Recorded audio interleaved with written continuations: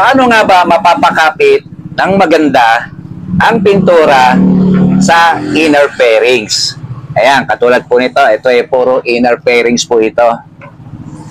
Ang inner fairings po, kaya pagka binili nyo po yung motor, no, bago, ay wala pa itong pintura. Kasi talagang hindi po maganda ang kapit ng pintura sa mga flexible plastic na katulad po nito.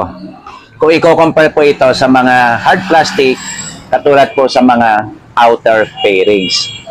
So dito, paano nga ba mapapakabit ang pintura, no, na tatagal? Kasi po, tutusin talaga, hindi dapat pinturahan to. Pero no choice, kasi nga sa katagalan na gamit natin ng ating motor, hindi po maiwasan na nagkakaroon po ito ng gas-gas. Pumupusyaw na po, uneven na po yung kulay niya, hindi na po maganda. So talaga, mapipilitan po tayo na ito ay pinturahan o papintahan. Sa inner fairings po kasi, kaya hindi po siya magandang kapitan ng pintura. Una-una, hindi ito kayang lusawin ng strip sol or paint remover. Hindi po katulad ng outer fairings na hard plastic, natutunaw po siya o nalulusaw siya ng strip sol. Ibig sabihin, hindi po talaga siya nag-absorb. Hindi po maganda yung kapit niya kapag pininturahan po natin ang flexible plastic. Una-una po, let's say, napinturahan na po natin to, gumagalaw po ng gusto yan eh. Ayan, nabebend po yan. Pero kung hindi naman nating sasadyain, meron po mong pamamaraan na para tumibay ang kapit po ng pintura dito. Sa akin po, first experience ko, nung nagpinta ako ng inner fairings, ay namumutok. No, so, hindi ko alam po ano ang problema ng una. So, ang ginawa ko ay ginamitan ko siya ng strip sol or paint remover. So, doon ko na-discover na hindi siya kayang lusawin ng paint remover. Then ngayon, nag-experiment din po ako, no? Dahil motor ko naman po yun. So, gumamit po ako ng Gilder Epoxy Primer Gray. Ang ginawa ko lang po, niliha ko po siya ng 120 grit. Wet sanding po. Sinabayan ko po ito ng dishwashing liquid. Ayan, liha ko po ng mabuti. So, higing problema natin, siyempre, kapag niliha ito ng magaspang na liha, tulad ng lihang 120 grit, magkakaroon po siya ng mga gas-gas. Ayan, katulad po nito. So, ito po ay pareho din po ng plastic nito. Kaya makikita nyo, may mga gaspang po siya na pinagdaanan ng liha. So, ayun po kasi yung pamamaraan para kumapit po ng maganda yung ating pintura. Kaya ko nai-recommenda ang Gilder Epoxy Primer Gray nung nagpinta ako ulit ng flexible plastic sa aking motor. Siya po yung ginamit kong primer. Then noon, wala pang urethane type o yung two-component system na pintura. Kalimitan po doon ay acrylic type lang po o yung single component. Medyo malagnaw po ang timpla noon kung i-compare sa urethane type. Kasi ang mixing ratio po ng acrylic type, kung 1 part po ang base coat o yung kulay, ay 2 parts po ang acrylic thinner. Sa urethane po, 1:1. Ibig sabihin na 1:1, kung kanong karami po yung base coat, ay ganon din karami ang urethane thinner. Pero sa top coat clear, ang urethane type ay iba-iba, no? Depende po ito sa brand. Pero sa base coat, kalimitan po ay 3:1. Kung kano po karami yung na-mix na pintura na hinaluan ng catalyst, ay ganon din ang ilalagay na thinner. Kaya 100% ng base coat at 100% ng thinner. Kung i-compare natin sa acrylic type na 100% yung base coat na acrylic at 200% ng high gloss acrylic thinner. So malagnaw po. Bakit po ba kailangan malagnaw sa acrylic? Kasi po nagsasapot-sapot po siya pag ating ibinuga. So ayan po, no, hindi i-compare po natin sa urethane type, kahit medyo malapot po ay hindi po siya nagsasapot-sapot. So balik po tayo. So nung yung ginamitan ko po ng Gilder Epoxy Primer Gray, no, yung aking fender pala yan, natandaan ko, fender na flexible. So, dahil nga ang ginamit ko na base coat noon ay acrylic type, namumutok. Kasi nga, flexible, gumagalaw eh. Ang acrylic type kasi, ang finish po niyan ay malutong. Kaya, kahit sa kotse po eh, makikita nyo, nagkakaroon po ng putok-putok. So, kaya lumabas po yung urethane type, yung two-component system. So, diyan ginawa ko po dahil nauso na po yung urethane type, yung Ansal po, unang labas po yan, no? Inilaunch po sa Pilipinas, pero mga 1994, no? 1994, hindi po ako nagkakamali. So, ang ginawa ko, ginamitan ko po ng strip sole yung aking fender para madali pong matanggal kasi nga nasubok na po yung flexible plastic na hindi tinatablan ng strip sole o ng paint remover. So, ayun na nga po, nag-alsahan na po yung acrylic. Alam niyo po ba, yung Gilder Epoxy Primer Gray ay naiwan. Hindi na kayang alsahin ng paint remover. So, hindi ko na po sinagad. Niliha ko na po. Ganun pong katibay ang Gilder Epoxy Primer Gray.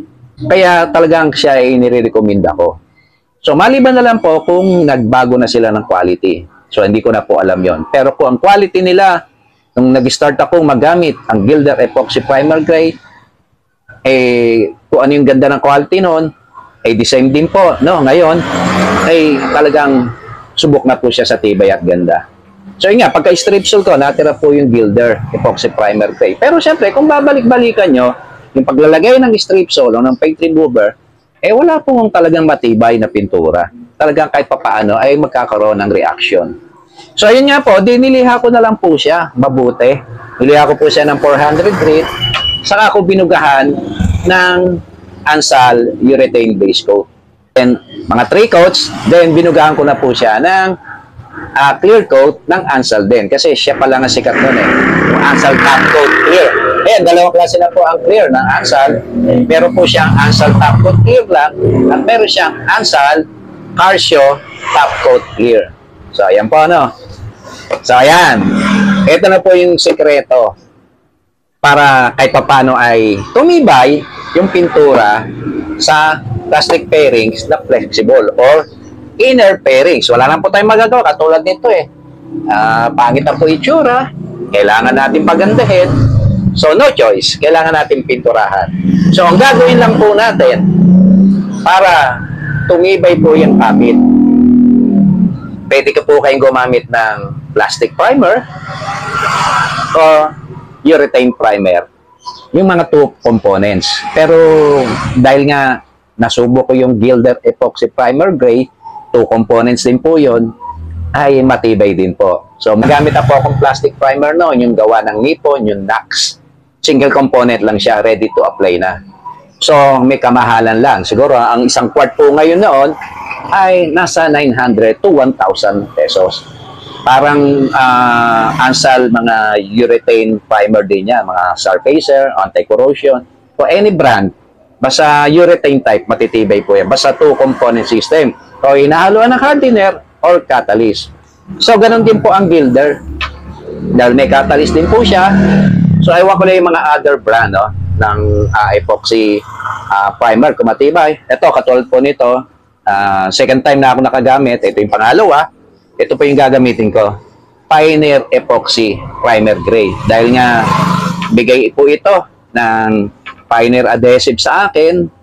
Ito nga po. So, ayan, binigyan po ako ng 4 na quarts po ng gantong primer. Ayan. At ito po reducer. Then, ito po yung catalyst niya. So, thank you po ulit, Pioneer Adhesive.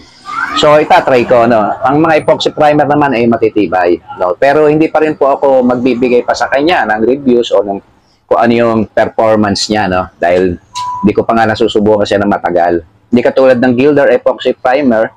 Nag-start po ako niyan way back 1980.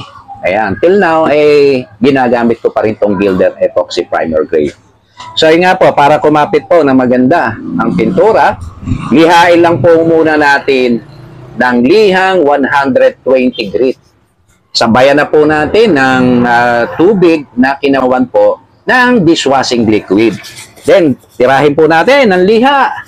So, pilitin po natin na lahat, yung mga edge po niyan, ayan, yung mga sulok-sulok ay madaanan po ng liha. Yan po kasi nag-i-start yung paglobo o yung pagtuklap kapag hindi po nadaanan ng liha. Mapapansin nyo naman po yung mga hindi nadaanan ng liha, medyo makintab po siya. Kung ikaw compare doon sa nadaanan ng liha, malabo na. So ayan, naliha na po natin, no? Then sasabunin po natin ito ng dishwashing liquid. Sabunin natin mabuti. At 2 beses po, balawan po natin. Then sabunin po natin ulit ng malinis na dishwashing liquid, no? Na kinanaw sa tubig.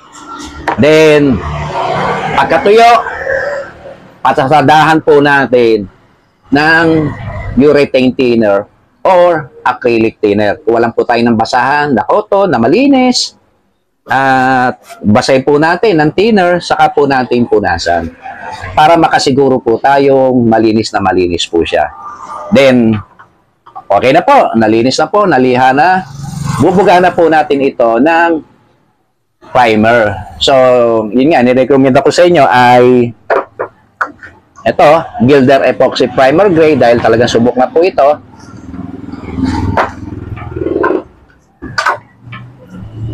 Dahil nga nabigyan po tayo ng epoxy primer na gawa ng Pioneer. So, siyempre gamitin ko po ito.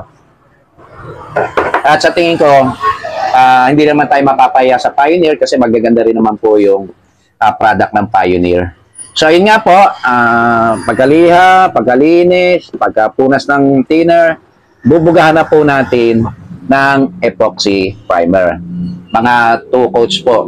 Then, patiin po natin ng magdamag. So, kung may makikita po tayong mga malalalim na tama, lihain lang po natin yung tama. Palampasin lang po natin sa portion na may tama, yung malalalim. Then, pagkaliha po ng 120, huwag nyo na pong palabasin yung plastic. Alalay lang po. Then, punasan po natin na malinis sa basahan, kahit tuyo. Saka po nating masilyahan. So, ang gagamitin po nating masilya ay body filler. Kalimitang ginagamit ko ay gawa po ng Glasurit. Ito po kalimitang ginagamit ko, Glasurit body filler. So, ayan, may kasama po siyang hardener. Ayan, nasa tube, no? Plastic tube, ayan. Paste. So, ang mixing ratio nito ay mga konting-konti lang po nito. Makikita nyo po doon sa mga ibang video yung ginawa ko. Huwag po tayong gagamit ng mga pati lamang. Mga acrylic pati or glazing pati. Huwag po yun. Dati po ginagamit namin yon. Kaso mo, bumibigay. Pag nagtagal, siyempre naiingita, naulanan, doon nag-i-start yung natatalupan. Tumaangat po yan. So, hindi katulad po ng body filler. Ito, matigas po to. Pag tama po yung inyong timpla. Kasi pag nakulangan po kayo sa hardener nito, malambot. Kaya kailangan, tama po, yung medyo nag-pink na po siya. Huwag naman po yung light pink, no? Then, pagka masilya po, lihain po natin ng lihang 120 grit. Kung maaari po, sapinan natin ng kahoy. Ito, katulad po nito, kahoy. Papalaman lang po natin. Kung lilihain natin, dito sa portion na to, wet sanding po, ganyan po pagliliha. Para hindi po siya mahukay, hindi po masayang yung masilya kasi i-guide po kayo nito. Kung hanggang saan lang yung maaabot ng liha, gawa ng kahoy, pag nawala na yung pinakakapal ng masilya, papantay na po sa surface, so hanggang doon na lang po siya. Ang pagkakaiba po kasi na hindi nyo ginamitan ng kahoy, basta nilihan nyo lang, may tendency na lumalim din. So, may mga pagkakataon na hindi natin magamitan ng kahoy kung talaga sulok-sulok. Hindi, alalayan lang po. Huwag nyo po ididiin ng gusto. So, ayan, wet sanding din po, no? So ngayon, kung may matitira pa kayo na hindi na pantay, lihain nyo ng dry sanding para nakikita nyo. Kasi malakit po yung body filler kapag hindi po basa. Pag sa umpisa pa lang pong pagliliha. Pero kapag naliha na po natin, nagpupulbos na siya, so maganda na po siyang lihain kahit dry sanding. Dahil linisin po natin, punasan po natin ng basahang tuyo, bugahan po natin ulit ng primer yung portion na minasilyahan. Tingnan natin kung pantay na. Pagka pantay na, hindi natin alam kung ilang coat ng primer, no? Depende sa inyong pagkakamasilya. Meron sa isang buga pa lang ng primer ay gumanda na. At meron naman na nagmamapa. So, pag tuyuin natin yun, let's say nagmapa, patuyuin po natin siya, then pasadahan po natin siya ng lihang 400 grit. Medyo pino na. Ang liha kasi pag tumataas po yung number, pumipino. Mas pino po ang 400 grit kaysa 120 grit. So, ayan po, malinaw po, no? So, pag naliha natin ng 400 grit, mapapansin nyo naman po, no? Kahit wet sanding, pantay na, wala na po yung mapa, bukan po natin ulit ng primer. Okay na po yon. Then, patuyuin po natin ng magdamagan para makasiguro po tayo na tuyong-tuyo po yung ating epoxy primer or urethane primer. So, pagkatuyo na, kinabukasan, papasadahan naman po natin ito ng 400 to 800 grit. Lahat na po ng inyong binugahan na primer. Ingat lang po tayo sa mga edge, no, sa mga kanto ng pagliliha kasi baka lumabas ulit po yung plastic. So, let's say may lumabas po na plastic, hindi na iwasan, tinamaan ng liha. Bukan po natin ulit ng primer yon. Ganun lang po, na basta wag po tayo magbubuga ng base coat na nakarekta antimano sa plastic. Hindi po matibay yon. So, yun po. Then, okay na po, naliha na po ng 400 to 800 grit para mawala po yung gaspang ng primer. Then, pag naliha na po, so, bugahan po natin ng first coat ng kulay o base coat. Magandang gamitin po ay acrylic type o urethane type.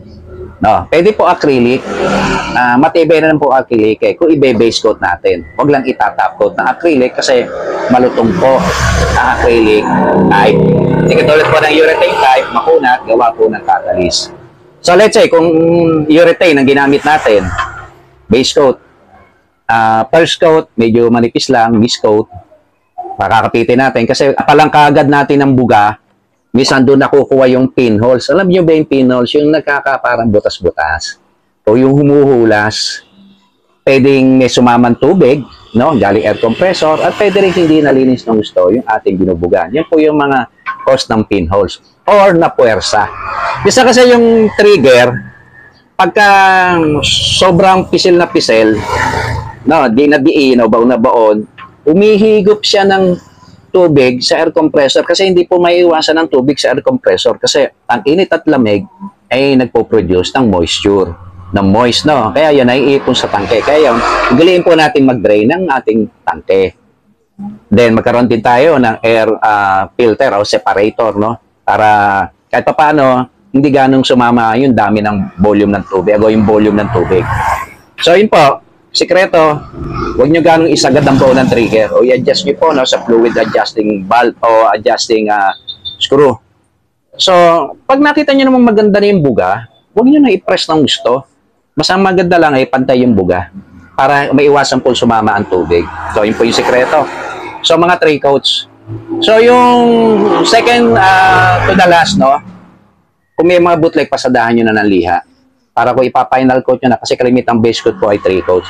Para pag ipinainal nyo na ay makinis. Just in case, nagkaroon pa rin ng konting bootleg sa final coat, di pasadahan nyo rin ng liha, yung bootleg lang. Then, saka nyo applyan ng top coat clear. Pero may pagkakataon na hindi dapat tayo magliha ng base coat. Ano ba yung mga base coat na hindi dapat lihain? Yung pinaka-final coat. Yun po yung mga metallic. Yung meron siya mga pearl.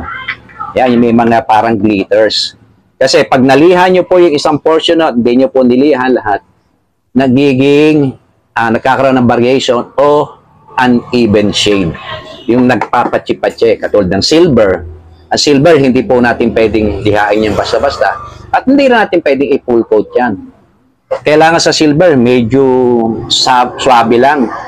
Makapal lang konti sa mist coat. Kasi ang metallic, nagkakaroon ng ano po yan yung haspi kung tawagan, para yung sa kahoy, yung design ng kahoy. Humuhulas, madulas po kasi ang metallic. So, yan po. Let's say, natapos na yung ating base coat, no? So, ang base coat po ng urethane type, every 15 minutes, plus off or interval, pwede na po tayong mag-recoat. Sa acrylic, mas maganda po 1 hour pataas o yung tuyo. Yan ang pagkakaiba. Kasi pag ang acrylic ay medyo basa pa, na binuga, malambot po yun. Pwede siyang mag-crack. Sa urethane, mas gusto ng urethane type ang medyo sariwa pa. Kasi pag napatuyo nating mabuti, ang urethane type, may tendency magkaroon ng reaction o kumulo. Yan po, no? Then, tapos na po yung ating kulay, yung base coat. Magta-top coat clear na po tayo. Ito, advice ko po sa top coat clear. Kapag ang binubugahan po natin o yung lugar na ating pinagbubugahan ay nasa open air, karsada, wala po tayong shop na maganda o yung sarado na may mga exhaust pat lang at may steel matting, ay gumamit na po kayo ng top coat clear na no thinner. Or maliit lang po yung porsyento ng thinner na hinahalo sa urethane top coat clear. Yan. May mga nagawa na po akong video, no, na iba't ibang klaseng top coat clear. Kasi yung mga Ansal urethane o yung po anumang brand na 1:1 yung thinner o yung 100% yung top coat clear na may kasama ng catalyst at 100% ng urethane thinner, ang gusto po niyan, pag ibinuga ay 15 minutes plus off lang, bugahan mo na ulit. Pero kapag pinatuyo nyo pa, kinabukasan, may tendency po, pag buga nyo kinabukasan, magkaroon po ng kulubot o kulo na tinatawag or reaction. Masay lang po, no? So, matibay. Pero, kung maganda yung shape nyo, kulong, talagang exhaust fan lang, may steel matting, malinis na malinis, pwede nyo pa i-continuous yan. Eh, pag nasa open air, hindi may iwasan na dapuan ng dumi, nalikabok. So, magliliha po tayo. So, kung ganun po ang nangyari at tayo nakagamit ng thinner, kagaya ng Ansal, ay wag na po nating lihain. Tuloy-tuloy na po. Kung nagkaroon po ng gaspang, i-bapping na lang po natin. Patuyuin po natin ng mga at least 1 week, then i-bapping po natin. So, may nagawa na rin po akong video kung paano mag-bapping. So, yun lang po yung sikreto, no? Gumamit po tayo ng urethane top coat clear na hindi na nilalagyan ng thinner o konti lang inilalagay na urethane thinner para hindi po maselang ibuga. Matibay rin naman po, no? Pero syempre, dahil nga ang Ansal urethane top coat clear, ang aking nakagisnan na, so subok na matibay po yung Ansal. So napakaselang lang ibuga. Kaya bihira na po akong gumamit ng Ansal. Talaga iniiwasan ko na kasi nga yung aking lugar na pinagbubugahan ay nasa tabing kalsada lamang. So hindi naiwasan yung dapo ng dumi. So yan lang po, no? Hanggang dito na lang po. At sana ay meron po kayong natutunan sa video ko. At kung ito po yung inyong nagustuhan, baka pwedeng makahirit naman po ng isang like po dyan. At para naman sa mga bago pa lang sa aking channel at hindi po nakakapag-subscribe, please subscribe at pakihit na rin po ang notification bell para ma-notify kayo at updated po kayo sa mga video na aking ina-upload. Hanggang dito na lang po, muli po ang inyong lingkod, The Hustlers TV. Thank you for watching, keep safe, and God bless.